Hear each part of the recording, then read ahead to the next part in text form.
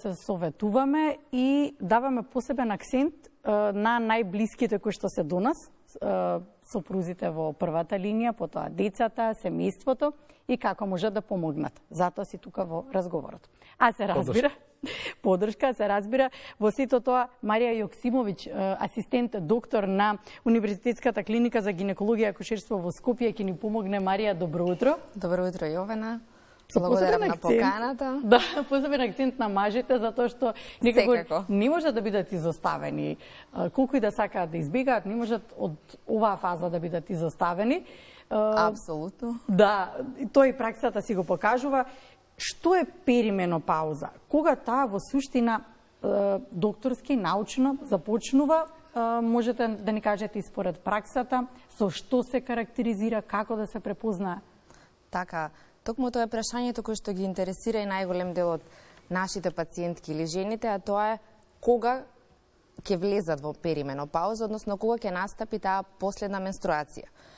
Научно, медицински, гинеколошки, тоа е нешто кое што не може со сигурност и со точност да се предвиди, но она што гинекологијата, медицината го знае, тоа е дека последната менструација, тоа е тоа што се нарекува менопауза, е нешто кое што се диагностицира, односно детерминира или дефинира ретроградно.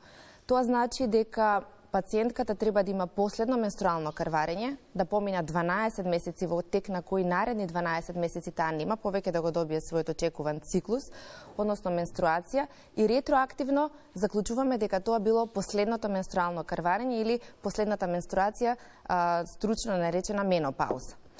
Просечната возраст на менопаузата во светот, и нашите бројки некаде се слични на светските, е 51 година, со тоа што во возрастната група од 45 до 55 години, над 95% од жените ќе влезат во, односно ќе имаат својата последна менструација или менопауза.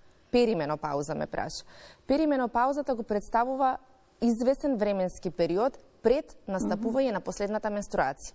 Тоа обично просечно околу 4 години пред последната менструација, така да може да кажеме дека ако последната менструација очекуваме на 51 годишна возраст, периодот од 47 години просечно до таа 51 година е период на перименопауза. Што вели праксата, настанува ли порано, кои се симптомите, како се препознава? Така. Значи, повторувам, тоа е просечна возраст, 47 години, меѓутоа, секоја една пациентка која што од 45 години па нагоре и кај која што се почнуваат тие перименопаузални проблеми кои што пациентката ја загрижуваат, кои што пациентката ги забележува и за кои што се запрашува и евентуално бара мислење од својот лекар или од својот гинеколог, е вообичаено да се случат.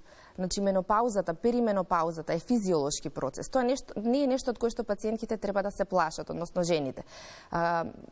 Светското население и населението во нашата држава старе, а со тоа се повеќе се зголемува бројот на популацијата која што е во таа возрастна група.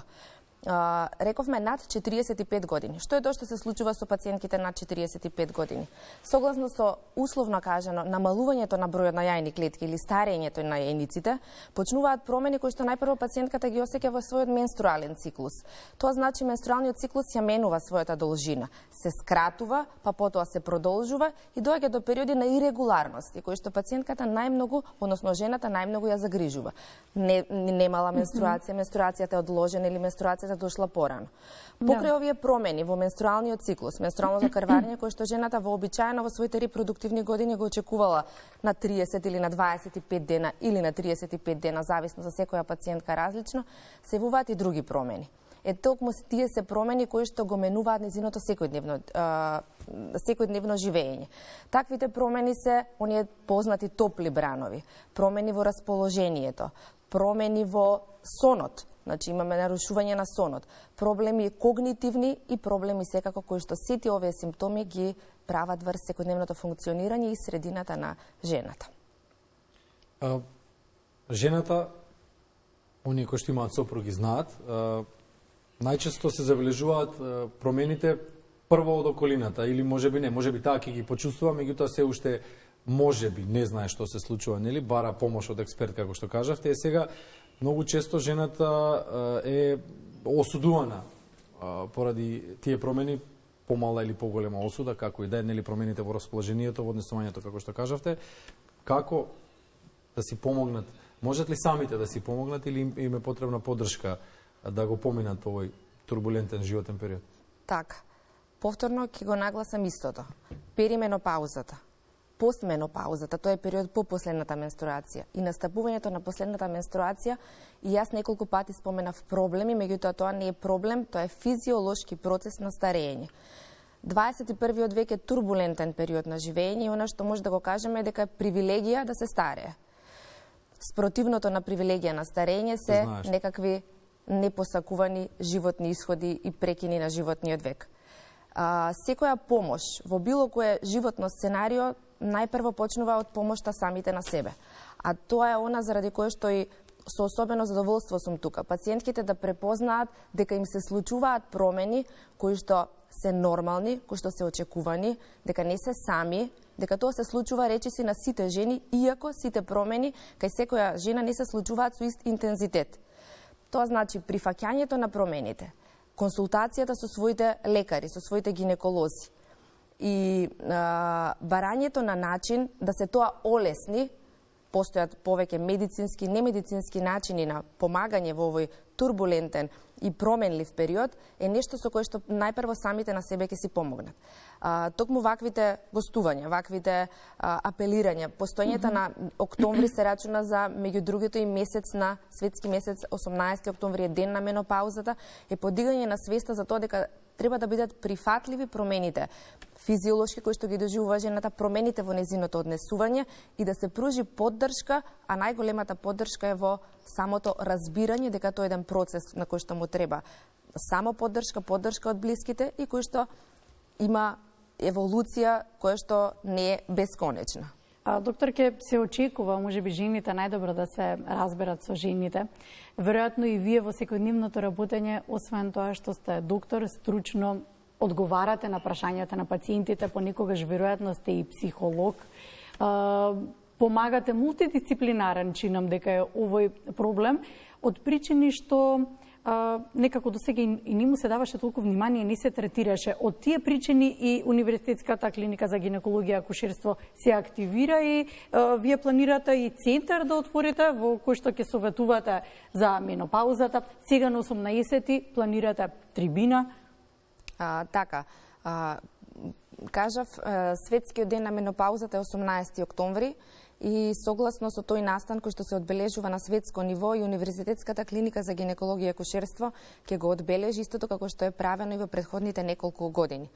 Одбележувањето на светскиот ден на менопаузата оваа година ќе се одвива во подолг временски период, освен само 18 октомври, а тоа значи дека од 18 октомври до крајот на месецот Универзитетската клиника за гинекологија и акушерство заедно со своите вработени ќе организира едукативни трибини, интерактивни работилници во повеќе работни организации низ Скопје, за кои што покажа особен интерес за ваквиот начин на едукација околу менопаузата, перименопаузалните проблеми и постменопаузата.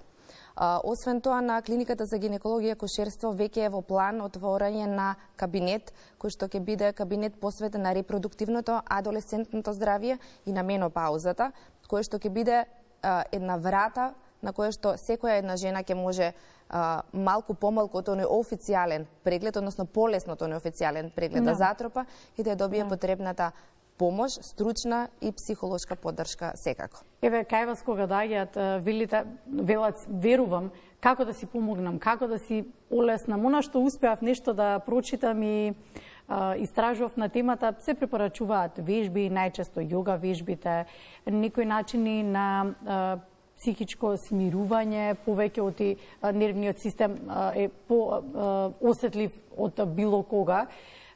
Освен тоа се препорачува и некоја посебна исхрана, внимавање на исхраната, па што се вие ќе препорачате? Вака, оваа година мотото на одбележувањето на светскиот ден на менопаузата е третманот на менопаузата. Значи, кажав дека секоја пациентка има различен опсек на симптоми, со тоа што еве, например, да ги споменеме добро познатите топли бранови. Речиси 80% од жените ги доживуваат, меѓутоа 30% од жените ги доживуваат до опсек да не можат да одат на работа, да имаат проблеми со спиењето и да им ја потенцираат некоја претходно постоечка ситуација со лошо расположение, односно дури деново депресии кај 30% од пациентките. Од тука третманот, исправувањето со менопаузалните и перименопаузалните проблеми може да биде медицински, односно тоа е препораката на Светската здравствена организација, препораката на сите институции, односно да се обратат до својот гинеколог. Хормон заместителната терапија има особено значење во справувањето, особено со симптоматологијата. Под симптоматологијата, повторно кажувам, тоа се топлите бранови, тоа се таквите симптоми на лошо спиење, понатаму промените во расположението, промените со депресијата, која што е карактеристична и на која што треба да се даде внимание, но и особена поддршка. Значи, една од опциите е таа медицинска или хормон заместителна терапија. Но она што друго секако е во опција кај овие пациентки, тоа се оние бихевиоралистички поддршки, односно најпрво ваквите работилници, разговори со своите гинеколози, работилници и разговори меѓу самите пациентки кои што се соочени со овој проблем, промени во животниот стил. Што значи тоа? Перименопаузата и менопаузата се случуваат во една возраст, нека од 45 до 50 години. Добре. Тоа е период кога жената нели е најактивна. Да. Таа е активна на работа, активна е со семејството. Тоа се жени кои што имаат и родители кои што ги чуваат. Најчесто повозрасни родители, родители, така да тоа е еден многу предизвикувачки период. Од тука жените имаат недостаток на сон, недостаток на спиење. Имаат помалку време да обрнат за своето лично здраве, за својот личен изглед, сето тоа. Тоа значи редовна физичка активност, внимавање на регуларен, редовен сон, внимавање на исхраната, со оглед на тоа дека во перименопаузата и менопаузата се менува и липидниот, односно масниот статус, согласно со промените кои што ги носи намалувањето на естрогенот кај жената. Значи сите тие поддршки кои што самата на себе може да се ги пружи, многу би заедно со нејзиниот гинеколог и медицинските опции за третман би помогнале во преминувањето на овој така наречен перименопаузален турбулентен период. Тоа е оној условно кажано надворешен фактор. Меѓутоа, посебно место во здравјето треба да имаат прегледите. Треба да се оди редовно на преглед. Дали во овој период се зголемува фреквенцијата, треба да се зголеми фреквенцијата на прегледи и дали само гинеколошките стандардни или оние прегледи се доволни во оваа фаза? Одлично прашање. Перименопаузата е период кога овие симптоми кај пациентката најчесто се припишуваат на перименопаузата и најчесто се поврзани со перименопаузата. Меѓутоа, сите тие симптоми може да се знак и на некакво друго заболување, во мал процент на случаи, поради што пациентката, доколку истите симптоми ги доживува со еден понагласен и неиздржлив тек, секако треба да се јави за консултација кај својот општ лекар и кај својот гинеколог. Во однос на прегледите во менопаузата и во перименопаузата треба да го имаат оној предвиден тек на прегледи како и во секоја друга возраст. Значи, не го менува алгоритмот за тоа кога жената треба да оди на своите превентивни прегледи. Што значи, ако гинеколозите, матичните гинеколози, прават цитолошка анализа, скрининг за рак на грлото на матката, еднаш годишно или еднаш на 3 години, зависно од типот на тестирањето, истото се задржува и во овој перименопаузален период. Истото се однесува и на интернистичките прегледи, и на сите други превентивни или пак целни прегледи поради развој на симптоматологија. Нагласувам, особено е важна консултацијата со гинеколозите, со лекарите и особено е важно следење на знаците на телото, односно на симптомите кои што пациентката ги развива. Би сакала да го заокружиме разговорот со оглед на тоа дека неколку пати споменавме дека е турбулентен период. Би сакала да споменеме дека велите убаво е да се старее, да нема ништо поубаво од тоа, да се старее, се разбира со најблиските, со поддршката од најблиските и да го заокружиме разговорот во поглед на тоа колку е важна поддршката и колку е важно да ни се чувствуваат жените сами во тој, ајде условно кажано, повторно ќе кажем условно кажано, ајде да го гледаме како убав период на старење, под наводници турбулентен период. Токму така, по неколку пати во ова излегување, ќе го кажам истото, убаво е да се старее. Нормални се перименопаузалните симптоми. Нормално е пациентката да има промени во расположението. Проблем е кога ќе настане таа деново депресија. Меѓутоа и тоа е нешто што ќе се препознае и за кое што семејството, работната средина треба да даде поддршка и простор, но најголемата поддршка пациентката, односно жената, си ја дава самата на себе, а тоа е на начин на кој што ќе го препознае и ќе изврши консултација со својот гинеколог. Со оглед на тоа дека не постои проблем во ова сценарио кој што речиси не постои, кој што е непремостлив. Семејството треба тоа да го разбере.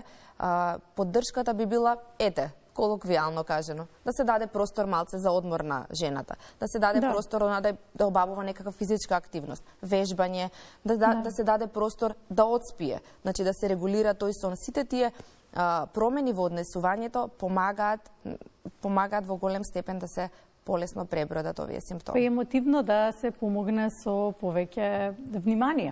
И тоа исто така, да. Секако. Да, се разбира.